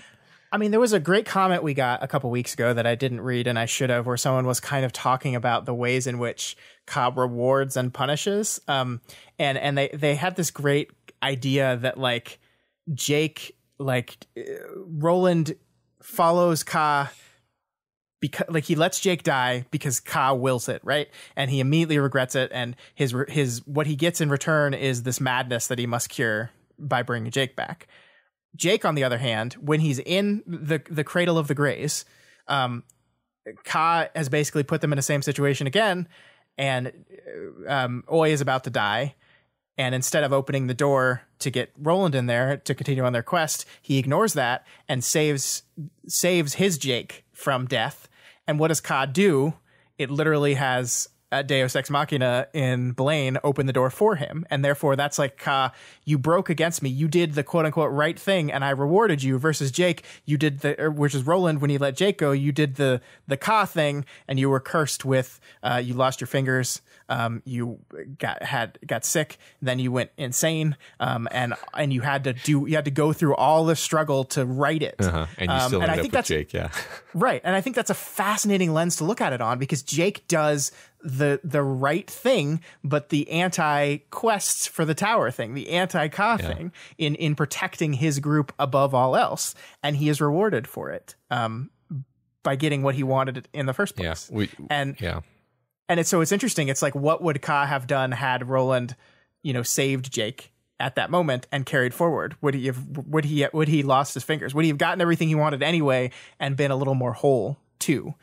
There's no answer to that question, but I think it's a very fascinating lens to look at it from. And so to answer the question that was asked, has Roland's viewpoint, has his idea of Ka evolved? I don't know. I think King's idea of this concept has evolved since he wrote it originally, and I think we're maybe seeing that evolving concept reflected in his main character. And of course, the fun thing about analyzing books is you can ignore the author part of it and just say yes, because Ka is different from what it was at the beginning of the book. Therefore, the person who we are learning about Ka through must have a changing perspective on it, right? You can easily just say that, or you could just say, well, King has just fleshed out this idea a little bit more, and all we're seeing is that fleshing out. I don't know. I think it's a little of both. Yeah, I think we briefly talked about the idea that Ka is like the plot metatextually. And the idea of having this force that is the plot that wants the characters to do this and will even help them. It'll specifically throw them clues and assistance. But it may not be good, right? The idea that Ka might not be good, or might be neutral, or might even be bad is something that's been very interesting to me, because we have no real proof that Ka is good.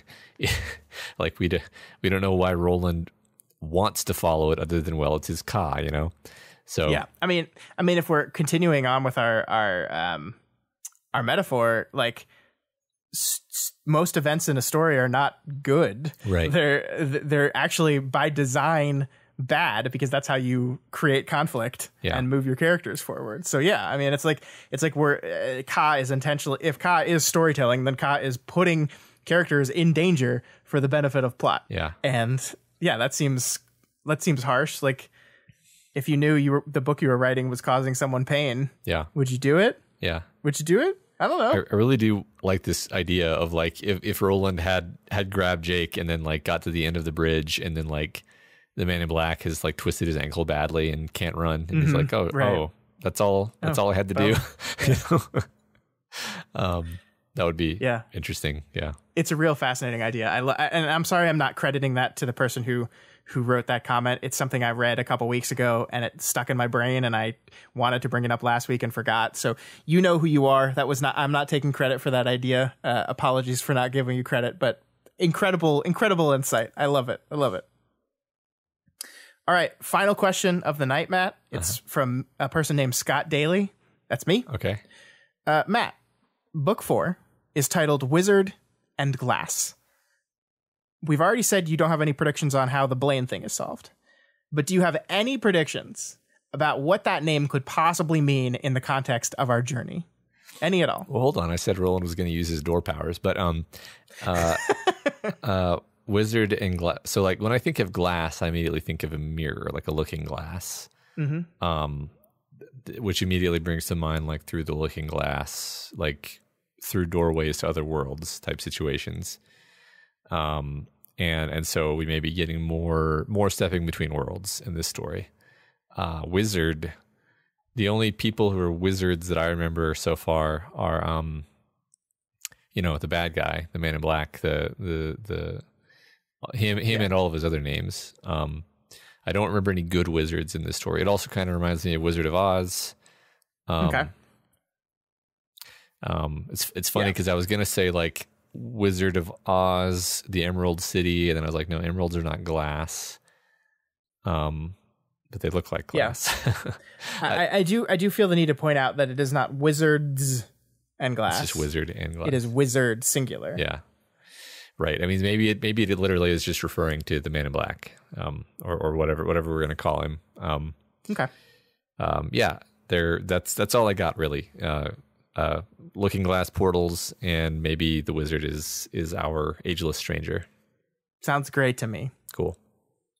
We'll find out soon, because that is it. That is it for us here on Kingslingers. We're not having a discussion question this week. We don't have a discussion question the week of that we're starting a new book. And next week, we will officially begin Book 4, Wizard and Glass. We're going to be discussing the prologue as well as chapters 1 through 3 of part 1 of the book Riddle. So if you get to chapter 4 of part 1, you stop there. You don't read on there. And if you're confused at all or you don't know what I'm talking about, we link the schedule to our show notes. So every single episode has our schedule. So you can just, if you're listening to this right now, open your phone, click on the schedule, and you can see it all broken out for you there. It'll always be there, every single bit. So you ever get confused, check there. All right. Yeah. Remember, you can reach out to us via email at kingslingerspod@gmail.com or on Twitter @doofmedia.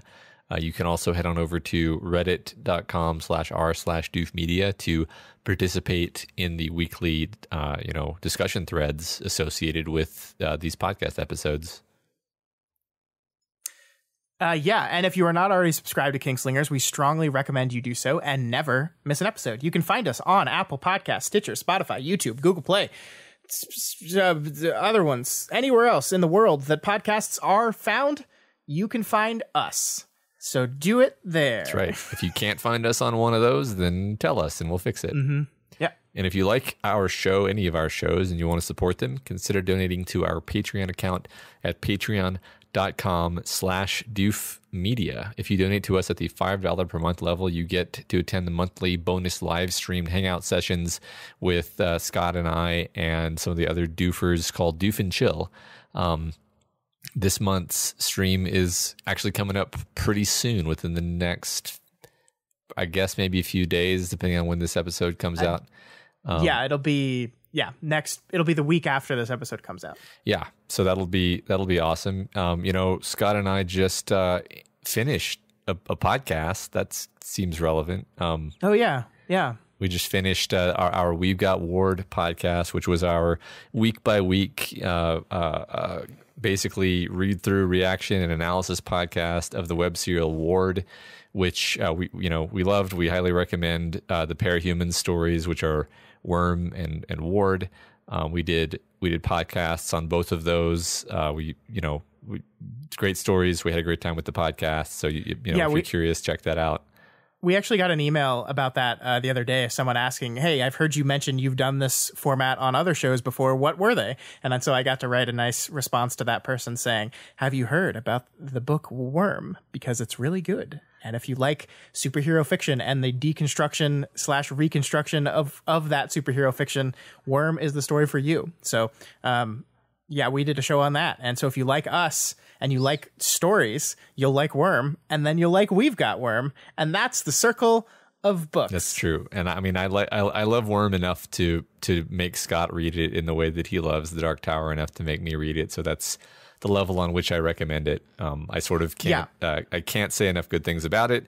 And that's why I spent literally hundreds of hours saying good things about it. That is true. I'm trying to think of what way I can convince Stephen King readers specifically to check this story out, because it's definitely a different kind of story than Stephen King stories. It's different than this. But I think if you like weird shit, if you like crazy shit, and if you like powerful themes and complex characters and great world building, I think you'll really like Worm.